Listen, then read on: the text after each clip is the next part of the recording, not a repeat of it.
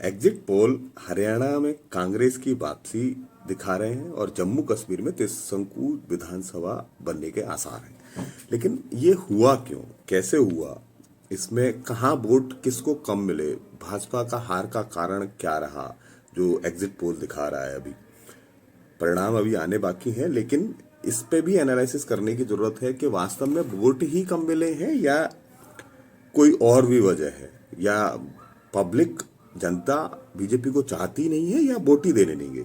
तो इसका पूरा मैं आंकड़ा एनालिसिस करने के बाद आपको बता रहा हूं। हरियाणा में 4 एरिए हैं।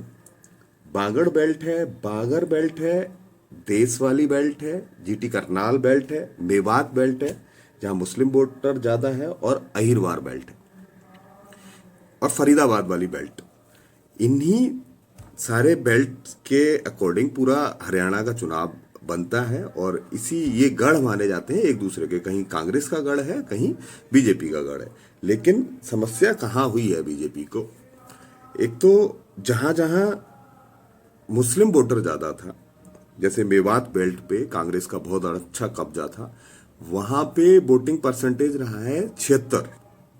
और जहां जहां बीजेपी का गढ़ था, जहां उसने 21-21 सीटें जीती थी, वहां वोटिंग परसेंटेज रहा है 45। अब ये कहानी केवल ये नहीं है कि लोग बीजेपी को चाहते नहीं है, बीजेपी के साथ नहीं है, बट वोटर को घर से निकालने में बीजेपी असमर्थ रही है। जैसे फरीदाबाद गुड़गांव क्षेत्र की बात कर लें, अर्बन क्षेत्र है हालांकि, लेकिन वहां वोटिंग परसेंटेज केवल 45% रहा।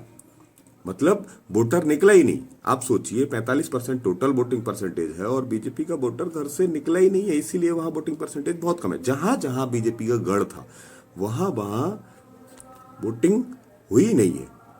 मेवात में 76% है, कांग्रेस का गढ़ था।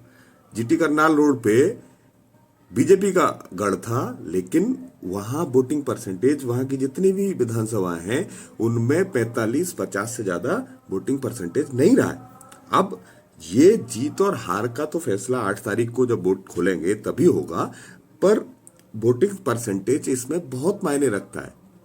और तीसरा जो फैक्टर था, जो आपका कंट्रीब्यूशन था इस पूरे हरियाणा चुनाव में, आपको एक भी सीट आती हुई दिखाई नहीं दे रही। केजरीवाल कहीं नजर नहीं आ रहे हैं। उन्होंने भी उस हिसाब से जो चुनाव प्रचार करना था वो नहीं किया है। हरियाणा चुनाव के बारे में कुछ और दिलचस्प बातें आगे वीडियो में हैं, सो प्लीज बने रहिए हमारे साथ। अभी और डिस्कशन करते हैं किस वजह से क्या हुआ।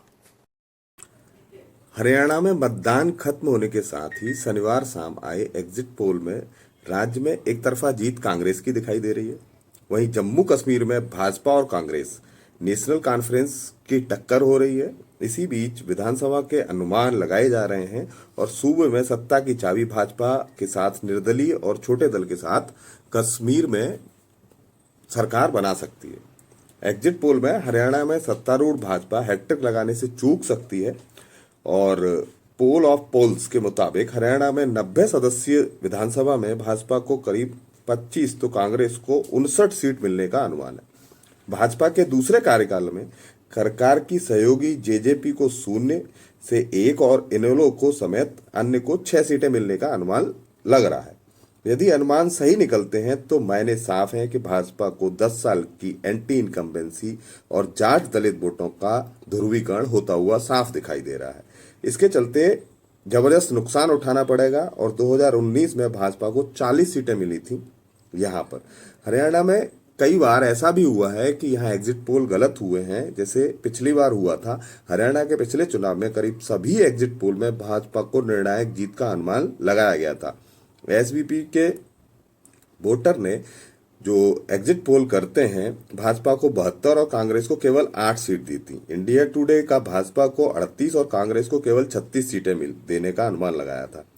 लेकिन असल में नतीजे कुछ और आए और किसी भी दल को बहुमत नहीं मिला था, और भाजपा ने बीजेपी और निर्दलीयों का साथ लेकर सरकार बना रखी थी। लेकिन इस बार कुछ अलग स्थिति दिखाई दे रही है। कांग्रेस की स्थिति को 55 से 60, 62, 65 तक दिखाया जा रहा है, लेकिन ये असल नतीजे जो आने वाले हैं वो 8 तारीख को आने वाले हैं, उसमें पता पड़ेगा कि स्थिति क्या होने वाली है। लेकिन अगर आप वोटिंग परसेंटेज जो मैंने आपको वीडियो में पहले बताया था उसका अगर कैलकुलेशन करोगे तो कांग्रेस की जीत जो है एग्जिट पोल के अकॉर्डिंग ही लग रही है, लेकिन वास्तविक नतीजों के बारे में बाद में ही पता पड़ेगा।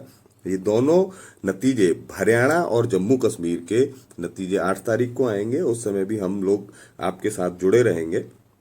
और अभी एक समाज सोच के साथ आप बने रहिए। वरुण कुमार सिंह, धन्यवाद।